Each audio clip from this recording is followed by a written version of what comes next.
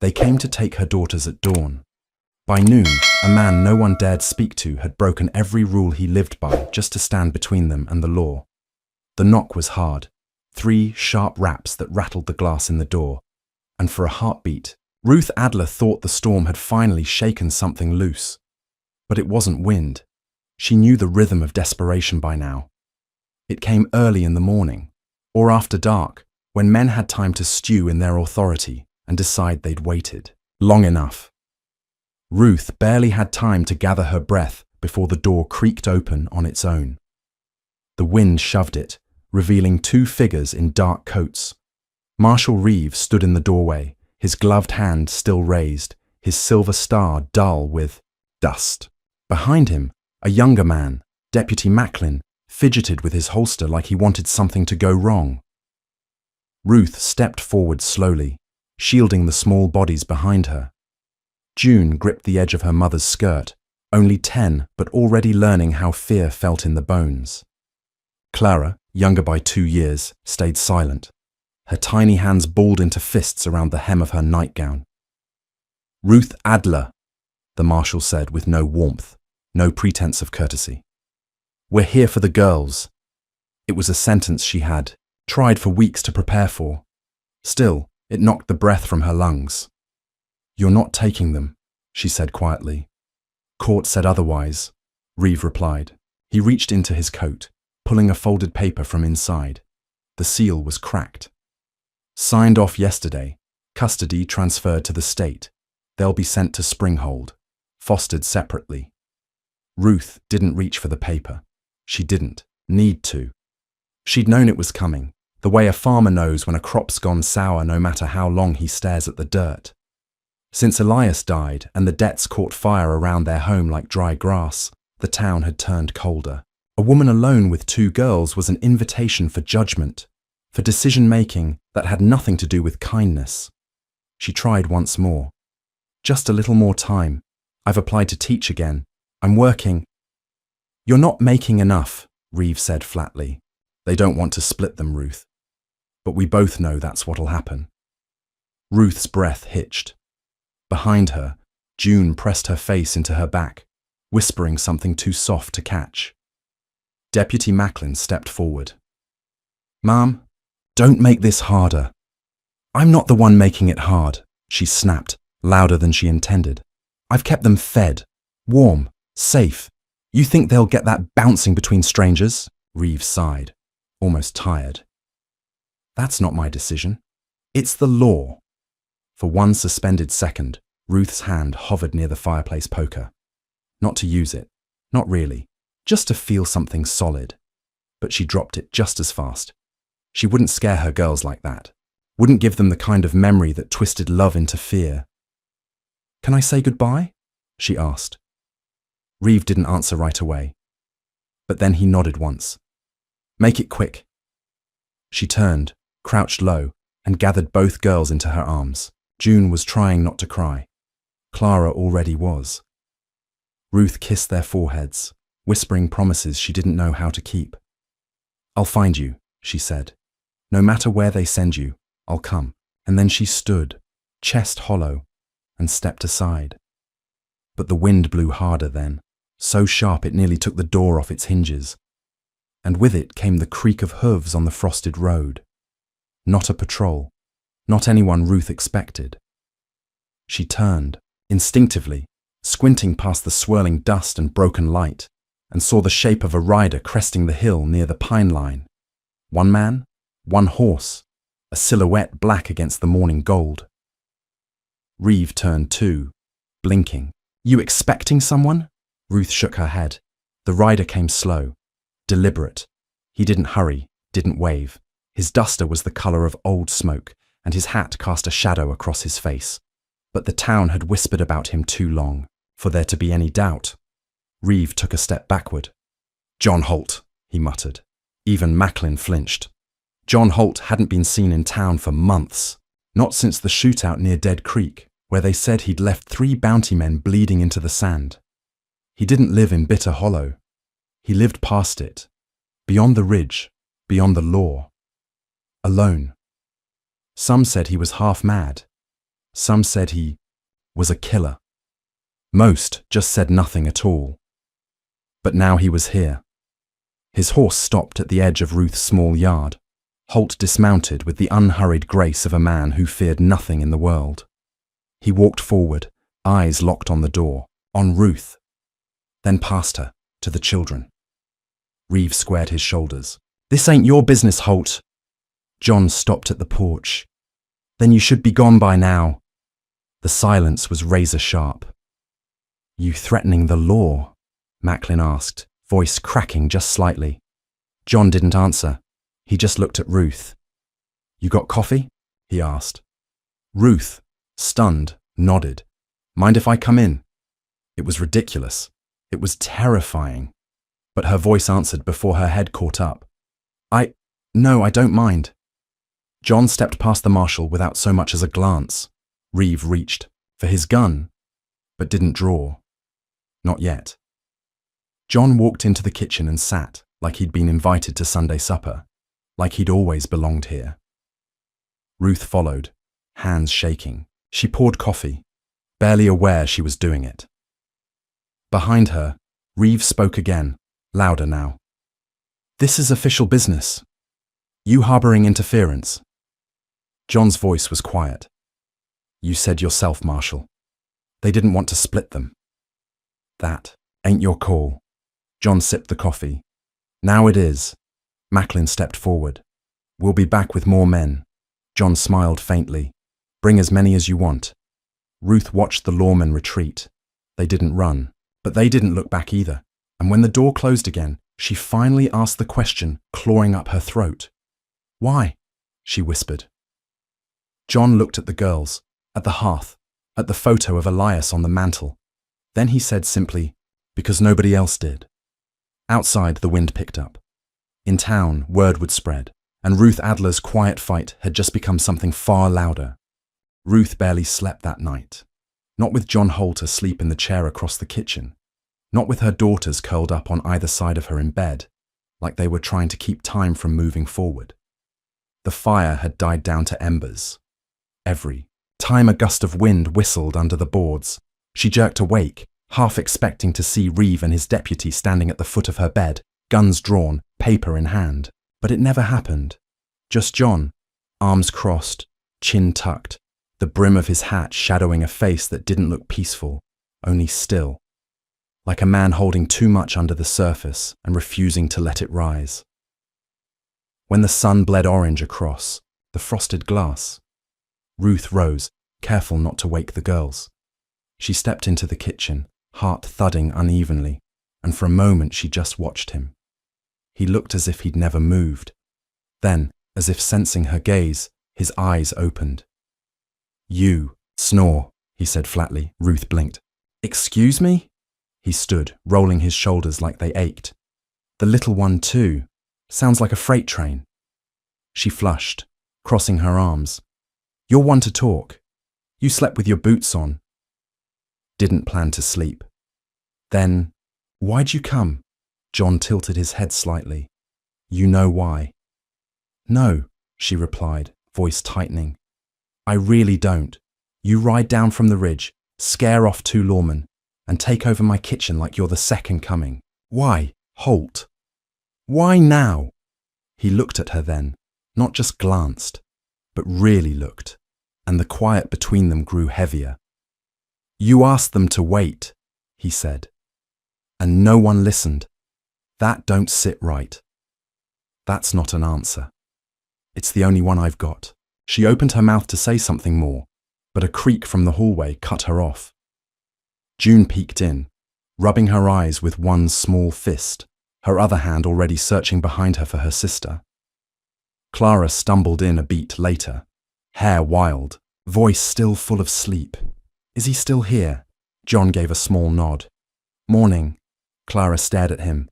"Do you shoot people?" Ruth gasped. "Clara!" But John only smiled, faint, fleeting, like something he'd forgotten how to do. "Not lately." Clara blinked. "Why not?" "Too loud. I like quiet."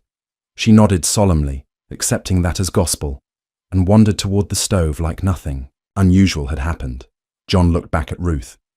You want to tell them what's coming? Or should I? She bristled. Coming? They'll be back. You know that. Reeve doesn't let things go. And what? You'll just stay here and scare them off again, if that's what it takes. She studied him, arms still crossed. You don't even know us. I don't need to. That's not how the world works. He stepped closer, voice low. Maybe it should be. That silenced her. They ate breakfast mostly in silence. John refused eggs, but took coffee again. Drank it slow, like each sip held something worth remembering. The girls watched him constantly, whispering to each other behind their bowls, wide-eyed and fascinated. It was the most security they'd felt in weeks, and Ruth hated how much she noticed it. Hated that it wasn't her presence giving them that calm, but his. After breakfast, John stepped outside to check on his horse. Ruth followed, wrapping her shawl tight. You don't have to stay. I know, he said without looking at her. Then, why do you? His hand brushed the horse's neck gently. You keep asking questions you already know the answers to. She opened her mouth to protest, but the sound of hooves on the road below stopped her cold. John's head turned sharply. He stepped away from the horse, already scanning the horizon. 2 riders. Fast. Kicking up dust like they meant business. Inside, he said. But, take the girls. Now. There was no time to argue. Ruth ran, calling the girls to her. They obeyed instantly, reading the urgency on her face. By the time she shut the door behind them, John had already drawn his rifle and taken position by the porch rail. The riders slowed as they neared. Reeve and Macklin again, this time without the papers, without pretense, just grit and guns, and the law carved into their brows like a second skin. Reeve didn't dismount. You think you're making a point, Holt, he called out. But all you're doing is delaying the inevitable. John said nothing. You threatening me again? Reeve added. You really want to start something that'll end bloody? John's voice was calm. Didn't start anything. You came here. Macklin spat into the dust. We got 10 deputies ready to ride. All we gotta do is whistle, then whistle. Ruth watched from behind the curtains, heart slamming against her ribs. She could see John's fingers wrapped around the rifle stock, steady as stone. See the tension in Reeve's jaw. The marshal didn't want this fight. Not really. Not here. Not against him. Reeve exhaled slowly. You're making a mistake. John's gaze didn't waver. You made it first. And then, after a long pause, Reeve turned his horse. Macklin hesitated, clearly wanting to say more, but he followed. They rode off without another word. Ruth opened the door slowly. You really would have shot him, wouldn't you? If he made me, John said. That's not how things get fixed. John looked at her, his expression unreadable. No, but sometimes it's how they stop getting worse. That night, the whispers started. Not just in town, but in the dry stretches of land where the law had weight and rumours had wings. John Holt had come down from the ridge. John Holt was standing guard at a widow's door. John Holt was protecting children. And some folks didn't like that. Some who'd been waiting for an excuse to test their luck against him. The next visitor came a day later. Not the law, not Reeve. A man named Errol Kane. Ruth recognized him at once. He ran the general store, but everyone knew he had ties to the state orphan office too. He didn't wear a badge, didn't need one. He had paperwork, he said, and authority. John didn't let him pass the fence. I don't care who you are, Kane sneered. This ain't your land, ain't your family. John's reply was quiet. It is now. You're not even married to her. John didn't flinch, but Ruth, who had come out onto the porch behind him, felt her breath catch. Is that what it takes now? John asked. A signature to keep blood together? Kane straightened his coat. I'm giving you 3 days. Then I'm coming back with a state order. Ruth didn't speak until the man was gone, didn't breathe right either. She stared at John. You heard him. I did. And? We've got 3 days. And then what? She snapped. You shoot again? Scare them off with a look? You can't hold off the world forever. No, he said. That's why we change it. Ruth's heart was pounding. You don't just change the system. John looked her dead in the eyes. Then we make a new one. It was madness. And yet, in the days that followed, something began to shift. People came, not many and not loud, but they came. Mrs. Wexley brought stew. Thomas Parnell, the old blacksmith, offered wood for the hearth. A boy from the edge of town dropped off eggs and ran before anyone saw him. It wasn't enough to stop the state, but it was enough to make Ruth's throat ache. The town wasn't just watching anymore, it was choosing. And that night, after the girls were asleep, John stood at the doorway, arms crossed, watching the wind. Ruth stepped beside him. You're not staying forever, she said. No, then what are you doing? He was quiet for a long time. I buried someone once, he said. Someone who never got the help she needed, because everyone thought she was fine, strong, said she could manage. I waited too long. So now I don't... Wait. The quiet stretched between them again. Ruth looked at him differently now. Not just the shadowed outline of a feared man, but something else. A wound walking on 2 feet. A man who had lost more than he ever admitted. She didn't touch him. Didn't need to, because in that moment, the truth was loud enough without either of them saying another word. By the second morning, Ruth woke not to dread, but to motion. Soft humming, the scrape of a chair leg, the smell of something cooking that hadn't come from her hands. She stepped into the kitchen to find Clara balancing on a stool, stirring a pot while John crouched by the stove, adding more kindling to the fire like he'd done it 100 times before. June sat at the table, braiding a length of thread through a button-up doll whose eyes had long since been rubbed off. Ruth blinked, hard. She hadn't seen her daughters this quiet, this focused, since before the letters started coming. Before the word separation had become a ghost trailing them through every hallway. Clara glanced over and grinned.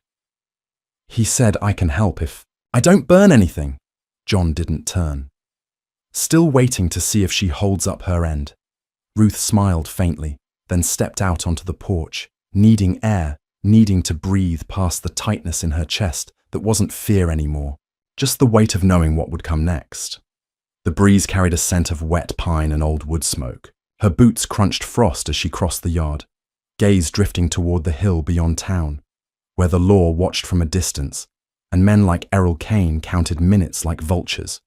3 days. That's what Kane had given them. She knew what happened when the state came for children. Paperwork didn't care about sisters. Bureaucrats didn't lose sleep over names. June would go to one family, Clara another. If they were lucky, they might end up in the same county. If they were lucky. But Ruth had never been lucky. She'd been loved once, by a man with kind hands and a laugh that filled their walls with warmth. But he died beneath a wagon wheel 3 winters back, and luck hadn't touched her since. By the time she returned inside, John had poured 2 cups of coffee and left one at her place at the table. No word, no look, just the steam curling up like a quiet offering. They ate together. The girls giggled, made a mess of their plates, forgot to be afraid. Ruth watched John, noticed how he didn't talk much, but always listened. How he refilled cups without being asked. How he looked out the window every few minutes, like the past might try sneaking up from the trees. After the dishes were done, John stood and walked to the doorway, glancing back just once. Town's got ears, he said. I'll go see what they're hearing. Ruth nodded, suddenly aware of how big the house would feel with him gone. He saddled his horse and rode off without another word, disappearing down the trail toward town. Ruth kept herself busy scrubbing dishes that didn't need scrubbing and sorting clothes the girls had long outgrown. But by midday, her hands shook, her jaw clenched, and she knew if she stayed inside a second longer, she'd drown in the silence. So she bundled the girls and hitched up the old cart, deciding it was time they showed their faces again. Let the town see they weren't hiding. Let them see Ruth Whelan still had something to fight for. The main road stretched wide and empty as she drove, the cartwheels wobbling slightly with each stone they hit. She passed the blacksmiths. Parnell raised a hand. She passed the bakery. Mrs. Loxley peered from the curtains. And when she reached the general store, she spotted Errol Kane on the steps, talking with two men she didn't recognize. Clean coats, stiff hats, outsiders. Her throat dried. She clicked the reins, ready to pass without stopping. But Clara called out suddenly, "Mama! The sweet drawer!" Ruth hesitated. Kane turned, and before she could think twice, she was climbing down, lifting both girls out with arms that barely obeyed her. Kane stepped forward. "Brave of you. Just shopping," she said evenly. "For now." He nodded toward the two men. "Meet Mr. Dugan and Mr. Price, state supervisors, got papers in hand, ready and proper." The taller of the two nodded once. "We'll be back tomorrow, ma'am. That clock don't stop just because you're sentimental." Ruth's spine stiffened. "They're not objects." "No, ma'am," Price replied. "They're wards of the state. Big difference." She didn't answer. She pushed past them into the store, her hands trembling as she gripped the girl's shoulders. Inside, the usual smells of flour and tobacco wrapped around her, comforting in a strange way. Mr. Harlan, the clerk, gave her a soft nod, already bagging her usual. As she fumbled with coins, she heard a voice from the door. Low, measured, unmistakable. "Looks like you're short a day." John stepped in, his presence soaking the room like storm clouds. Everyone froze. Even Kane's expression slipped for just a moment into something almost unsure. John looked at the two state men. "Don't recall seeing your badges." "We don't need—" "You're on private land tomorrow," John cut in. "If you step foot past her gate, that's trespassing." Price stepped forward. "We have state authorization." "Then come back with the marshal. I'd love to hear what Reeve thinks of you bypassing him." Silence. And then Kane laughed, short and bitter. "You think this'll end with a stare-down, Holt? This isn't some saloon brawl. This is legal. You can't shoot paperwork." John didn't smile. "I don't need to." That night, the town buzzed louder. People whispered from porches and behind shutters. Ruth tucked the girls in tight, then stood outside by the woodpile, chopping what little was left, swinging the axe like she meant to break something that couldn't be split. John came out quietly, taking the axe from her hands without a word. "I'm not helpless," she said, breathless. "Didn't say you were." She crossed her arms. "You're not going to be able to stop this. You know that, right?" He split, a log clean. "Maybe not." "Then what are we doing?" He paused, eyes flicking up to hers, making sure they remember it. And somehow, that felt like something. Not victory, but defiance. Not safety, but meaning. The next morning brought snow, thin, early snow, barely more than a dusting, but enough to hush the air and draw every eye toward the Ridge Road. And down that road came Reeve, two deputies, the two state men, and Errol. Kane at the front like a general leading his siege. Ruth didn't speak, didn't blink. She stood in the doorway with her daughters behind her and John at her side. The wind bit through their clothes, but none of them moved. Reeve dismounted slowly, hand resting on his belt. "This ain't about sides," he called. "Out. It's about law." John stepped forward. "Law without mercy isn't justice. It's just control." "Don't talk to me about mercy," Reeve snapped. "You killed men for less than this." "Then maybe I'm trying something different." Reeve looked past him at Ruth. "You can end this right now. Let the girls go quiet. Clean. No trouble. They get placed in good homes. Separated maybe, but safe." Ruth's voice cracked, but her words were clear. "They're already in a good home." Kane stepped forward, holding out the order. "Final warning. If you don't comply, we're authorized to—" John raised his rifle, not aimed, not shaking. "Just ready." Reeve drew his breath through his teeth. You really want to die for this? No, John said, but I'll live for it. And before any more could be said, a sound rolled up from behind. The creak of wagons, the clop of hooves. The townsfolk, one by one, they arrived. Parnell with a hammer in hand, Mrs. Loxley with a Bible, Harlan, the boy who'd brought eggs. They stood behind Ruth, behind John, a line of quiet defiance stretching across the yard. No one spoke. They didn't need to. Reeve looked at them all, jaw tightening. You're making a mistake. Then let history judge it, John replied. For a long beat, no one moved. And then Reeve nodded once, tight, cold. Let's go. He turned his horse. The others hesitated, but followed. When they were gone, Ruth exhaled a breath she hadn't realized she was holding. The girls clung to her, wide-eyed and trembling, and she knelt to kiss their foreheads. But the relief didn't last, because not everyone left. Errol Kane remained. He stared at them, something dangerous curling in his lips. This ain't over, he said, and with that, he turned and walked off on foot, vanishing into the snow. Ruth looked at John, and for the first time since he'd arrived, John looked afraid. That night, the sky pressed down like a lid. The wind had changed, colder than before, restless. Ruth couldn't sleep. She sat in the rocker near the hearth, both girls asleep on the braided rug, curled against each other under quilts. Across the room, John sat with his back to the wall, rifle across his knees, his eyes sharp even in the dim light. The fire snapped low, but neither of them moved to stoke it. Neither of them wanted to be the first to break the silence. She spoke eventually, not because she wanted to, but because fear left no room for silence. He's not done. John didn't look at her. I know. Do you think He glanced at the sleeping girls, then back to the fire. I think Errol Kane's the kind of man who hates not getting his way more than he loves any law. So yes, I think he'll come back. Her fingers tightened around the mug she hadn't touched. And then what? John's jaw ticked, just once. Then we'll deal with it. But Ruth didn't want to deal with it. She didn't want violence or standoffs or her daughters waking to the sound of gunfire.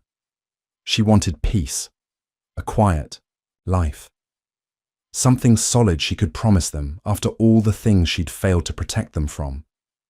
But that kind of life didn't come freely. It had to be built, bought with something harder than money. It had to be fought for. The girls stirred once in the night, both calling out, not in fear, but in sleep, like they were dreaming of something that wasn't nightmare for once. Ruth laid a hand on their backs, felt their breath against her palm. She hadn't realized how much smaller they seemed lately, how much quieter. By morning, the town had changed again. Where once there had been whispers, now there were lines drawn. Neighbors eyed each other in the street. Some crossed to Ruth's side, emboldened by yesterday's stand. Others looked away when she passed, guilt in their faces, or worse, resentment. The town had always tolerated her. Her husband's name had once meant something after all. But now, she was something else. A disruption, a challenge. John walked beside her and the girls as they entered the chapel. They didn't speak on the way in, but when they sat in the back pew, Ruth felt something settle. The preacher gave no sermon that morning.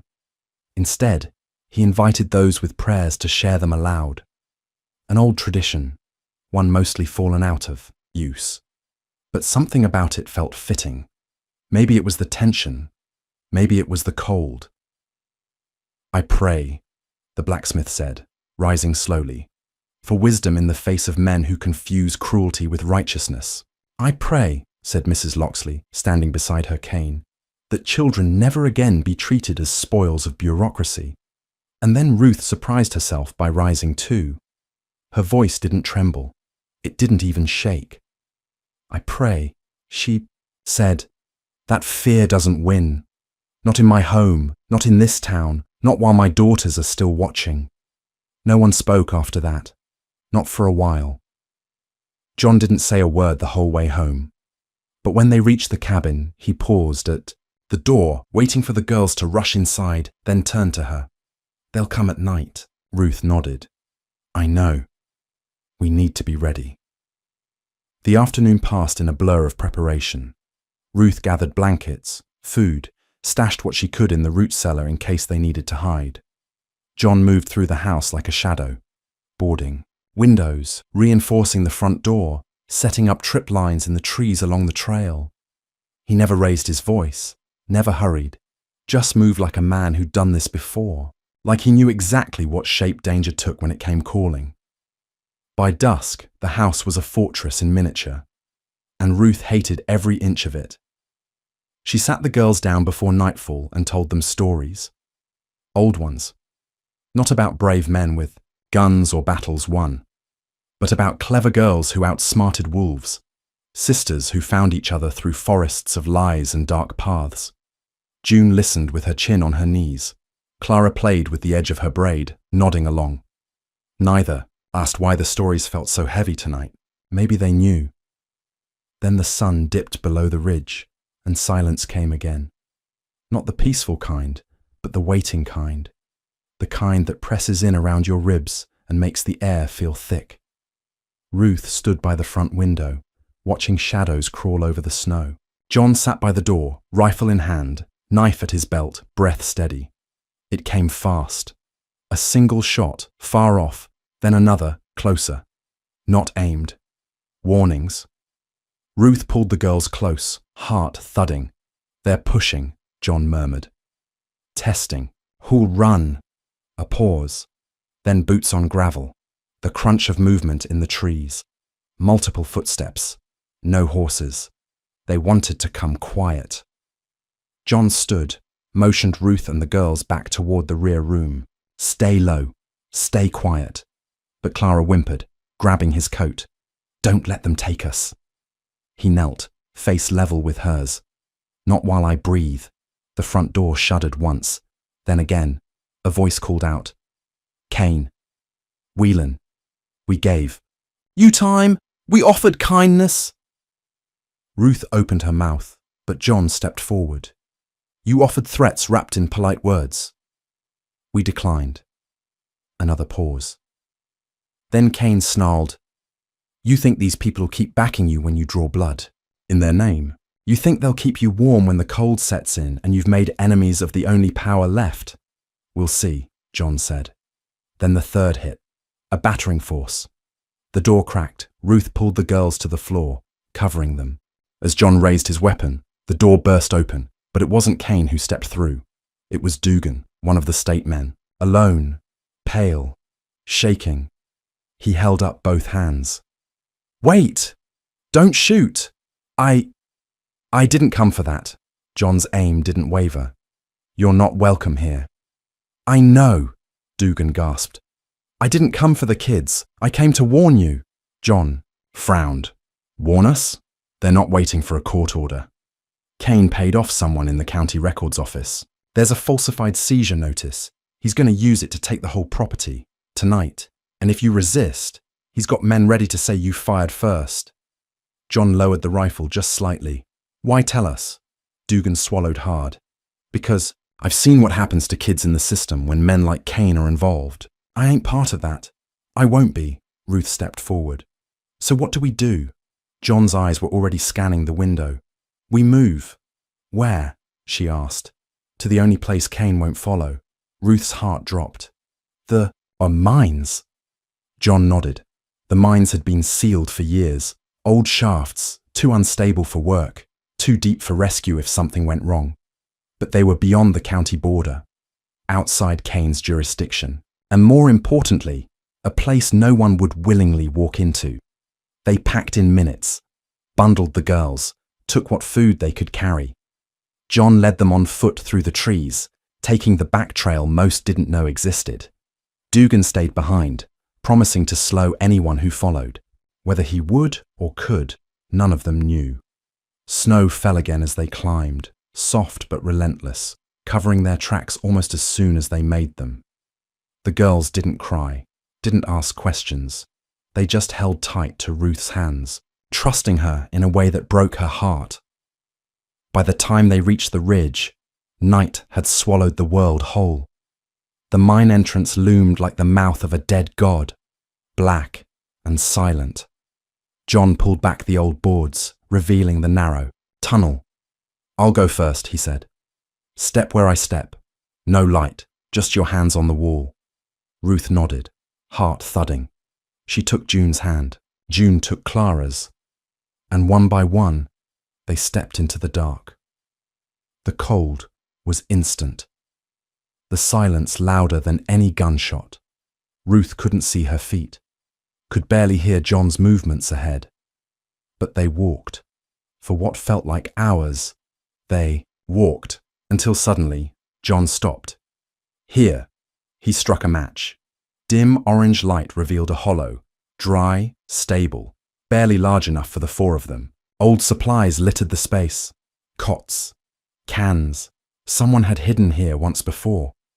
Ruth collapsed onto the floor, clutching the girls as John started a tiny fire in a circle of stones. The light danced across their faces. For a moment it felt like safety, but just as she exhaled, John's head snapped toward the tunnel. Ruth heard it too.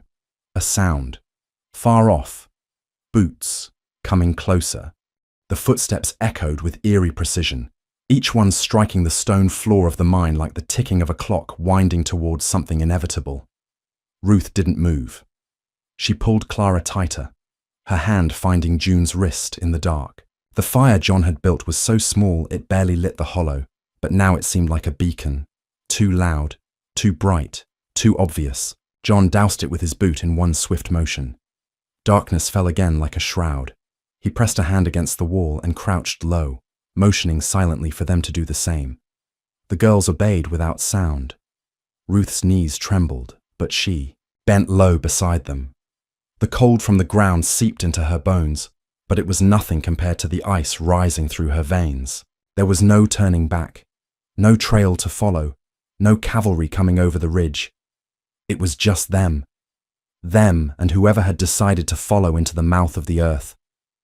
The steps grew louder, closer, but still deliberate. One man, maybe two. No, shouting.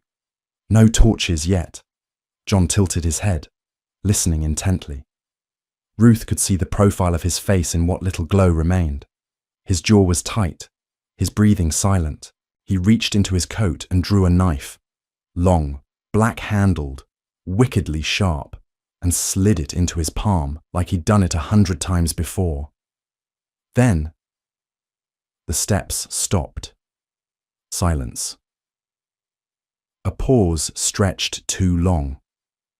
Ruth strained to hear more, to pick out breathing, movement, anything, but the mind swallowed every sound whole. She wondered if the men had gotten lost, if they were standing just around a bend, waiting, if they were listening too. And then came the voice, soft, almost conversational. "I know you're in here." It wasn't Kane. It wasn't Dugan either. "I ain't here to take the kids. I ain't here to hurt no one. I just want to talk." John didn't move. Ruth could feel the girls holding their breath beside her. "My name's Ellis," the voice said. "Used to work these tunnels before they shut 'em down. Used to drink with your husband, Miss Lorne." "Good man." Ruth stiffened. "I got no dog in this fight. Kane offered me coin to come flush you out. That's all. But I seen enough of what he does to know I don't want that weight on my soul. I'll walk away right now. But you gotta know, he ain't giving up. He's calling in favors all across the county. Judges, sheriffs, anyone who'll sign a paper or pull a trigger." John stood then, slow and silent, and stepped just far enough forward that Ruth could barely make out the shape of him. "You walk now, and you don't say a word to anyone about where we went," John said, voice low and firm. "And you keep that soul of yours clean." "A beat. I'll say I didn't find nothing but bats and ghosts," Ellis replied. "But you should run, tonight, before Kane gets desperate." And then, retreating steps, fading. Ruth waited, counting each one. When the sound finally vanished into the black, she exhaled hard and fast, her knees buckling beneath her. The girls sagged too, collapsing into her arms. John didn't move. His knife remained in hand. "He was telling the truth," Ruth whispered. "Maybe. But Cain won't send only one man. Next time it won't be a warning." "What do we do now?" she asked, voice cracking. "We can't run forever. We're not even criminals, John. We're just trying to live," he finished. His eyes met hers in the dark. They both knew it. The game had changed. It was never just about Clara and June. It was about the message. Cain couldn't afford to look weak, and Ruth had made him look foolish. Standing up in the chapel, winning neighbors to her side, refusing to hand her children over. He wouldn't stop. Not until she was broken, her name erased, her daughters scattered. So they stayed in the mine one more night. John stood watch while the girls drifted to sleep, curled in their mother's arms. Ruth didn't sleep. She stared at the jagged rock above, thoughts churning like a storm river. By dawn, she'd made a decision. They would go back. Not to the cabin. Not to hide. To town. To the heart of it. John argued at first. "You walk into that courthouse and he'll bury you in red tape so deep you'll choke before you find your way out." "He wants fear," Ruth said, "so I'm giving him defiance." She stood straighter. "You said it yourself. He needs power. He needs people to see him win. If we show the town we're not afraid, if we walk in with our heads high, with truth behind us maybe, just maybe, someone with real power will start listening." John watched her for a long time. "You're braver than me." "No," she said quietly. "I'm just a mother." They waited until late morning before emerging. The snow had stilled. The town loomed ahead, grey and quiet under a pale sky. As they entered the square, heads turned. Doors cracked open, eyes widened. Ruth walked ahead of John, each daughter holding one of her hands. Clara looked up at her and whispered, "Mama, are we going to jail?" Ruth bent low. "We're going to tell the truth." Inside the courthouse, Cain was already there. He stood near the clerk's desk, a rolled document in one hand, and when he saw them walk in, his eyes flared with disbelief, then fury.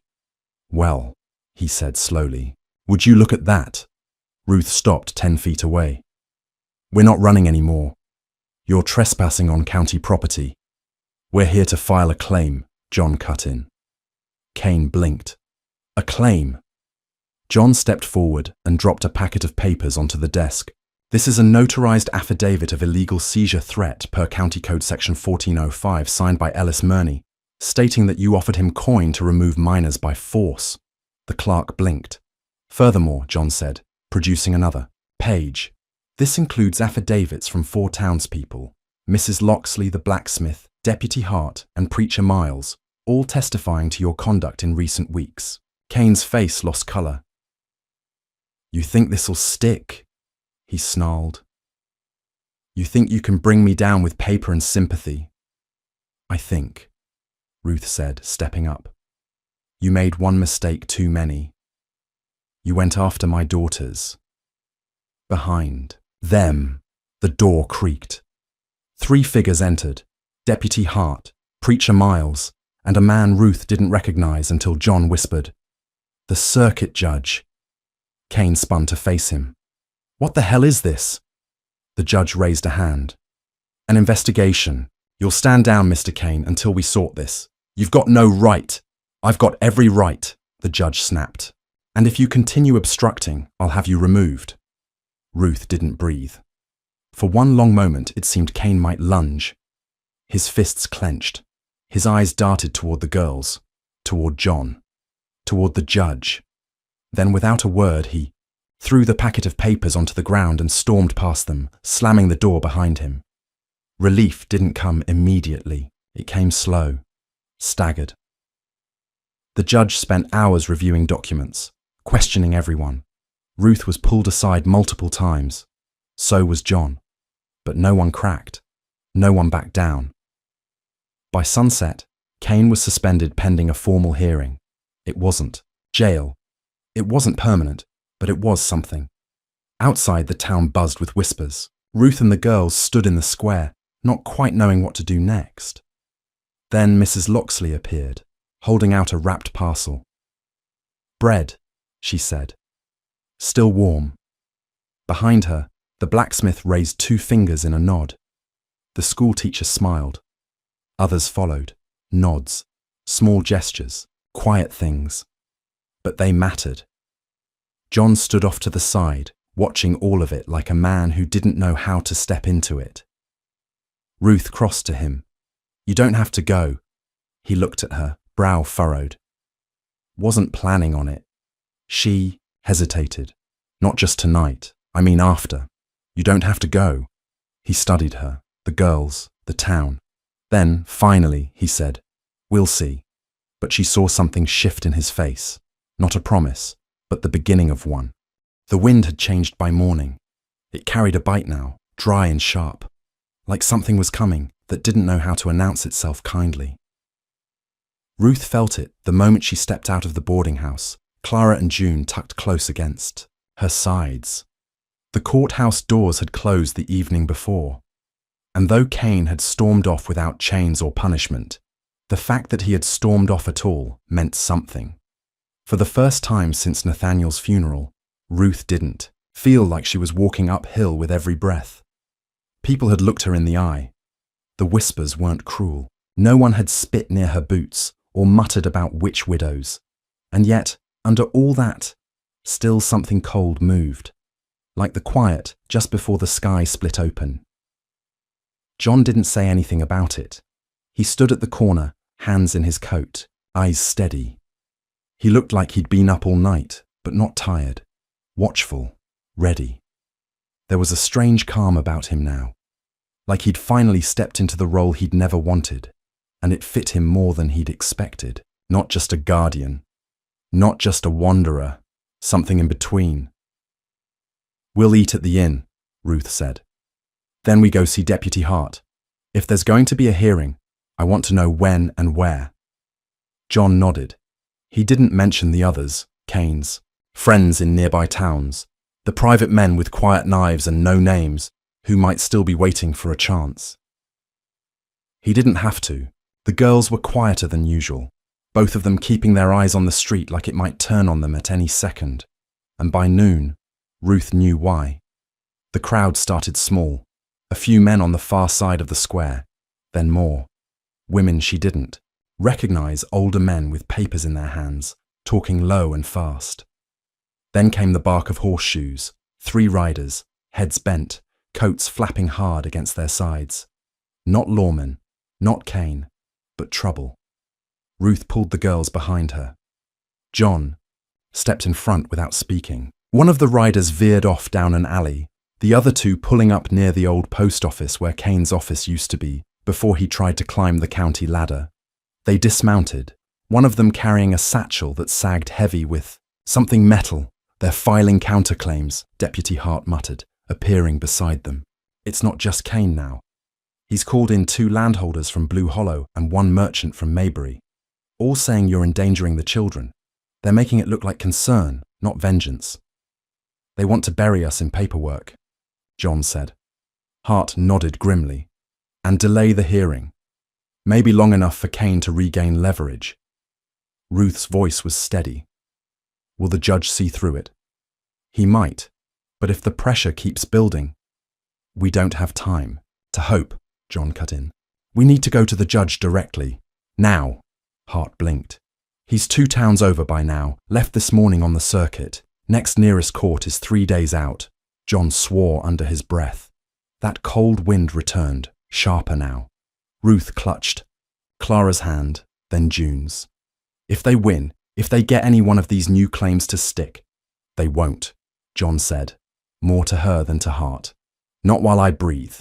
But his voice lacked its usual steel. Even he knew the game was shifting again. No longer a question of who was right, but who could last longest. That night, they stayed with Mrs. Locksley.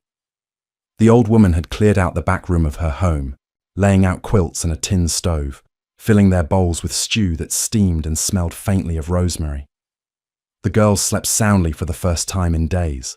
Ruth sat by the window, watching the dark, her nerves too frayed for rest. John joined her after midnight, carrying a folded paper. He didn't speak at first, just handed it over. It was a letter from Ellis. He'd gone south, back to where his sister lived, but he'd left word with the telegraph station. He'd heard of another woman in Kane's path, a widow named Bet Ashby, who'd lost her boy 2 years back. Kane had tried to seize her property under the same guise, concern for her well-being. Ellis had spoken to her. She'd agreed to testify if needed. "She's real," John said softly. "I checked.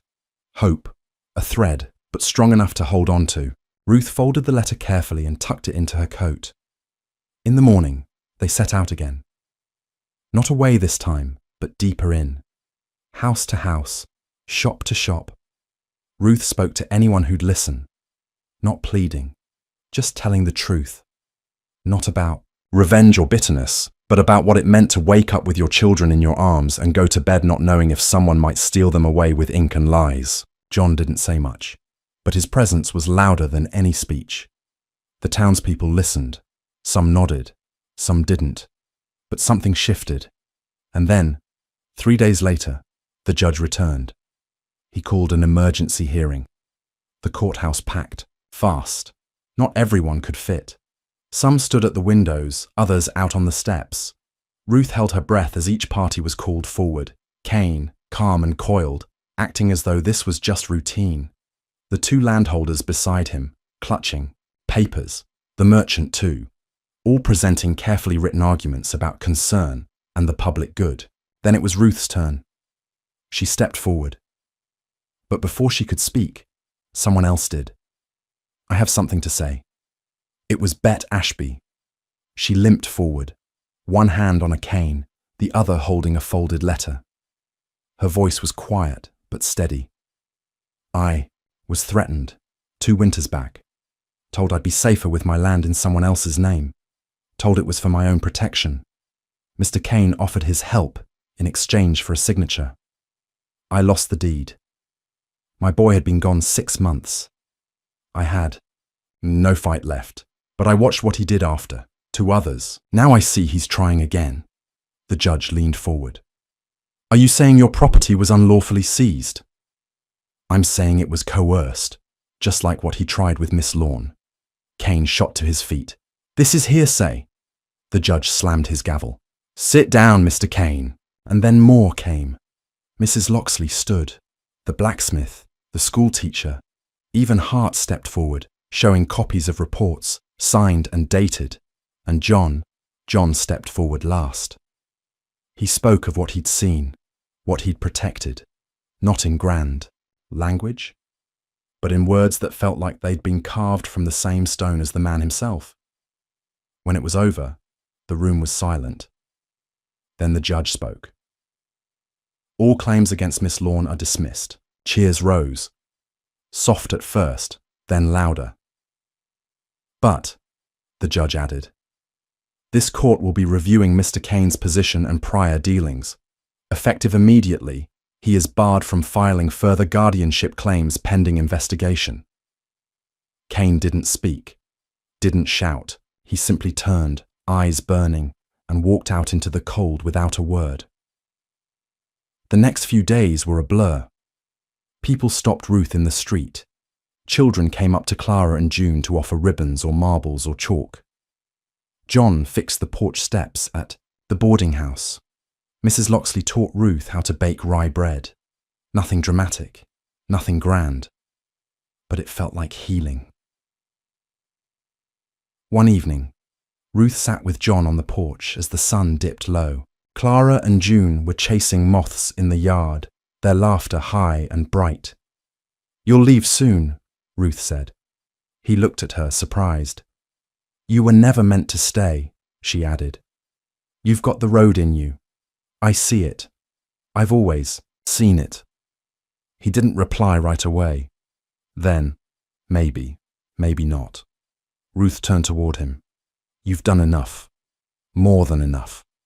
He didn't move, just looked out at the girls.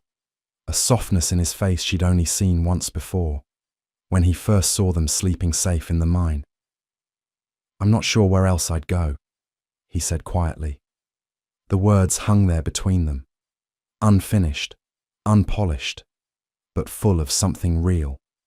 Then, from the road came the thunder of hooves. One rider, fast. Clara and June stopped running. Ruth stood.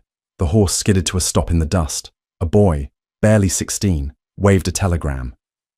Message for Miss Lorne, he panted. Urgent. Ruth stepped forward, took the envelope. Her hands shook as she opened it. One line. He's not done. Watch the girl. Her heart seized. The girl. Which one? She spun around. June was gone. She didn't remember screaming, but her throat was raw. Ruth's boots pounded across the yard, past the porch where John had already leapt off in a dead sprint. Clara shouted something behind her, but Ruth didn't stop. Couldn't. June had. Been there, playing, spinning in little circles like she always did when dusk made the moths come low and lazy, and now she was gone. Not wandered. Not hiding. Gone. John reached the far edge of the field first. The trees past Mrs. Loxley's house sat still and dark, and the boy who delivered the telegram was frozen in place, white as snow. Who gave? This to you, John barked, voice low and fierce. The boy stammered. A man, tall, with a scar right here. He pointed to his temple. Said to run fast, said it was for Miss Lorne and she'd know what it meant. John didn't need more. He turned toward the trees and vanished into them like a shadow born from fear itself. Ruth was half a breath behind, lungs burning, vision wild. She didn't know if she could run faster, but she had to. The sound of Clara crying was just background now, like wind or leaves. Her baby was gone. Again. And this time, she might not come back. They found the ribbon first. Pale blue, snagged on a branch, trembling in the breeze. Then a footprint, small, pressed deep in the mud near the creek bend. She was carried, John said tightly, scanning the ground. She struggled. Look there, broken bark, heel drag. Ruth followed his finger. She couldn't speak. Her hands were shaking too much. She's close, he said. We're not too late. How can you know that? She rasped. He met her eyes. Because if he wanted her dead, he wouldn't have sent the warning. They moved fast. Deeper into the trees, through the dense underbrush where light thinned and air thickened. Ruth had never known fear like this. Not when Nathaniel died. Not when Cain came with his ink-stained lies. This was different. A mother's fear. Not just for life, but for the soul of the child that might be taken into something black and twisted if she didn't get there in time. Then a voice. Soft, cracked, but clear. Let me go. Ruth lunged toward it, stumbled, caught herself on a root. John's hand steadied her. They crept closer, and the woods opened into a hollow where a fire crackled low beside a bent figure. He sat with his back to them, hat pulled low, June held in front of him like a shield. I knew you'd come, the man said, voice slow, dry. John stepped out first. Let her go, Tilla. That name hit Ruth like ice. Tilla Cray, one of Cain's old deputies. He'd vanished years ago after an ambush gone wrong. Folks said he'd died or fled south. But here he was, face cut, scar running along his scalp, smiling like a man who'd been waiting far too long in the dark. She's got pretty eyes, he said, stroking June's hair. Like her daddy, right? Heard all about him. Nathaniel Lorne, the golden boy. Let her go, Ruth said, her voice like a knife. You don't want to hurt her. I don't. Tilla grinned wider. 'Cause I think hurting her might just break you in all the ways Cain never could. John moved then, fast, a blur. Tilla tried to twist, but he wasn't quick enough. June fell back into Ruth's arms as John tackled the man, both of them hitting the dirt hard. The fire snapped, sending sparks into the trees. Ruth grabbed June and ran so hard her legs nearly gave out. Behind her, the sounds of fists, groans, branches breaking, then silence. John appeared seconds later, bleeding from the brow, chest heaving. "He's not dead," he said, "but he won't be waking up soon." Ruth couldn't speak. She was holding June so tight the child could barely breathe, but the girl didn't complain. She just cried and buried her face in her mother's coat. That night, they didn't sleep. The town was waiting when they came back. Word had spread. The judge, Hart, even the merchant from Maybury, who'd withdrawn his name from Cain's petition, after hearing what Tiller had done. It should have been over. But morning brought the storm. Cain returned. He rode in flanked by two men neither Hart nor the judge recognized. They weren't from this county, weren't law, but they had papers, new ones, signed under a different jurisdiction, claiming John was a known criminal and Ruth an accomplice. Fraud, child endangerment, fabricated, every word, but stamped and official looking. "You can't win in court," Cain said, standing in the middle of the town square, "but you can lose everything before the court arrives." Hart tried to intervene. The judge tried to mediate. But the men with Cain were paid for chaos, not justice. They reached for their belts. John was faster. This time, there was violence. Not a gunfight, not a shootout, just two quick blows. One man down, groaning in the dirt, the other bleeding from the mouth, weapon kicked aside. John didn't draw. He didn't need to. His fists did the talking, and the town backed him. Then Ruth stepped forward, holding up Tiller's knife, still stained. "This was your plan?" she asked Cain. "Steal my child, break my home, lie to a judge?" Cain sneered. "No judge cares about poor widows and bastard brats." The slap came so fast, it silenced the square. Ruth stood there, hands still raised, chest heaving. "This town cares," she said, and behind her, the town stood. One by one, Mrs. Loxley, Hart, the judge, Clara, even the merchant from Maybury, Cain, turned. No one followed him. He left alone, and this time, he didn't come back. Days passed. The courthouse withdrew all claims. Hart was made interim sheriff. Ruth was granted full and undisputed custody of Clara and June. John's name was cleared. The papers from Cain's allies were proven false. Tiller was taken away to stand trial. But more than that changed. Ruth was no longer the widow folks whispered about. She became someone children waved to, someone invited to teach sewing at the school, someone folks asked for help or advice. Not because she'd married someone powerful, not because she begged for approval, but because she'd stood, fought, survived. And John, he didn't leave. He didn't even pack. He stayed. Not loudly, not with grand declarations, just quietly, building a new fence, helping Hart patrol, reading to Clara when she was sick, teaching June how to carve animals from wood, sitting beside Ruth at dusk, neither of them speaking much, because sometimes silence said more than words ever could. One night, Ruth stood on the porch, arms folded, watching the stars. John came up beside her. "I should have left," he said. "You didn't." He nodded. "Never thought I'd stop running." She turned toward him. "Me neither."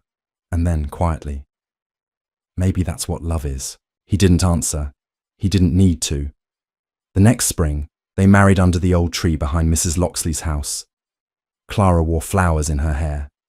June cried the whole time.